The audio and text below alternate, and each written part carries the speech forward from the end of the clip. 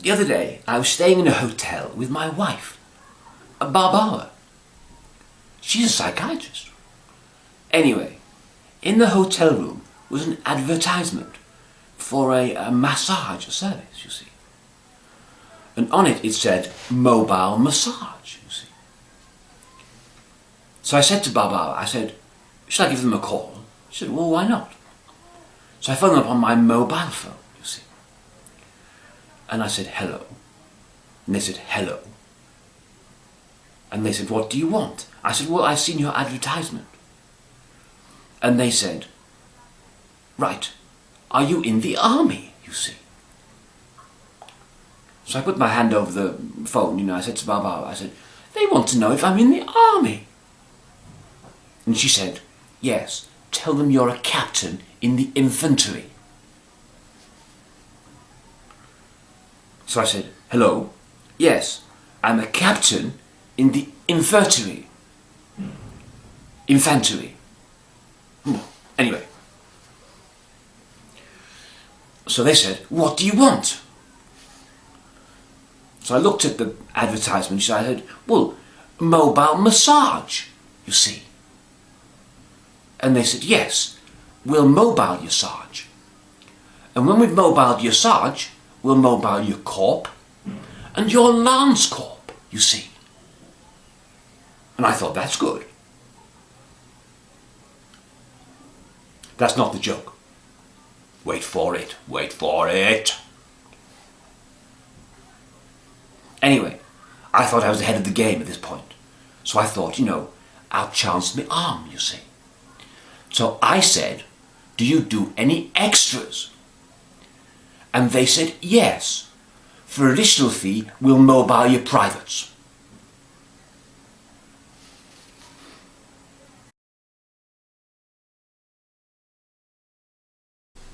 I'd like to relate to you a little incident that affected my friend Nobby. Nobby Nibbler, not his real name. And this concerns a little backstory about the nature of a bath that shoots air into it. Now, as you will be aware, a bath that shoots air into it is called a jacuzzi, you see. And it came about as an interesting name after its inventor. Now, the Hughes family were originally from Wales, but they fled to France during the Highland clearances, you see. Geography wasn't their strong suit. Anyway, they arrived in France and were made to feel most welcome because the French believed they were Irish. Geography not being their strong suit either. Anyway, the Hughes family settled in France in the mid-18th century, you see. Now, our hero, Jack Hughes, his father, also called Jack Hughes, was a very prominent barrister during the French Revolution, who prosecuted many of the leading Republicans during the Great Terror, you see. Anyway, but his son, Jack Hughes, used to like sitting in the hot tub with his very, very flatulent friend, who was called Pierre, you see.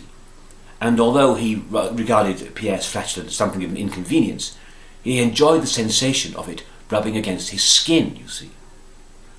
And from this point, he invented the machine that we now know as the Jack Hughesy, you see. Anyway, down our local gym, there's a Jack Hughesy that we like to sit in from time to time, you see. Including my friend Nobby. Nobby Nibbler, not his real name. Anyway, so Nobby sat in the Jack Hughesy, you see. And he thinks it might be a reasonable idea to add to the airflow with some of his home, you see, thinking that nobody would notice. However, when he pushed, thinking that he would get an expellation of air, what he got was actually an expellation of fluid of a fairly thick consistency, which turned the water brown. People obviously didn't like this, and they complained, and the manager threw him out and threatened to expel him from the gym. Fortunately, the manager's a friend of mine, and I intervened. And Nobby had to write a letter of apology, but maintained his membership. The Jack Hughesy had to be cleaned out with very strong bleach before anybody would go anywhere near it again. And the moral of that story, don't push too hard if you're not sure what you're pushing.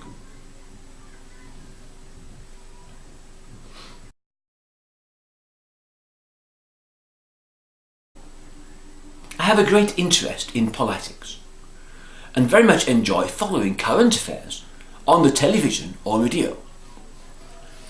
Anyway, the other night I was watching the television and our Prime Minister May was giving a speech, you see.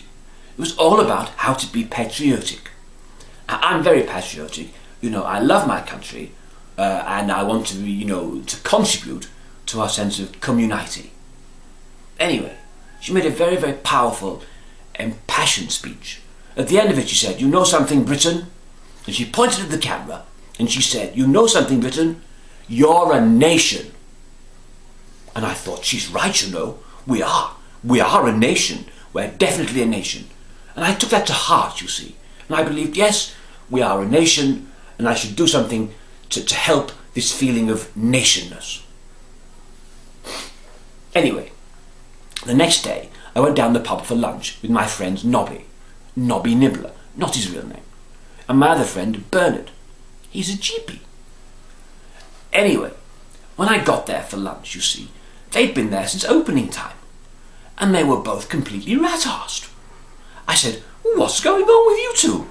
Drinking all this beer and getting pickled early in the day?" And they said this. They said, "We have both seen, our Prime Minister on the television, and we took her message to heart." And Nobby said, "I've had 6 pints, Bernard's had 5, and we're both peeing like you wouldn't believe." And I said, "You got all this from the speech by Vanessa May?" And Bernard said, No. Vanessa May, she's the one that fiddles." And I said, "Yes, fiddles, that's right. She's the Prime Minister." Anyway, I said, "So you're drinking beer and urinating on the basis that this is a patriotic duty?" They said, "Yes, that's what she said. That's what we're doing." And I said, "Well, that's interesting. I didn't read like that myself. But anyway, I can only assume it's something to do with, promoting British trade by drinking British beer, you see, and British farming and British grain production and all that sort of thing. So, I figured that mine was not some reason why, but mine was just to drink and pee. So I did. And we all did our patriotic duty throughout the day. And I came home, and my wife Barbara said to me at 5 o'clock in the afternoon, when I was absolutely 3 sheets to the wind, she said, "Hugo, what have you been doing?"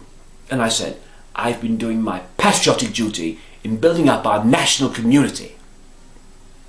And she said, "Hugo, you're a silly bugger."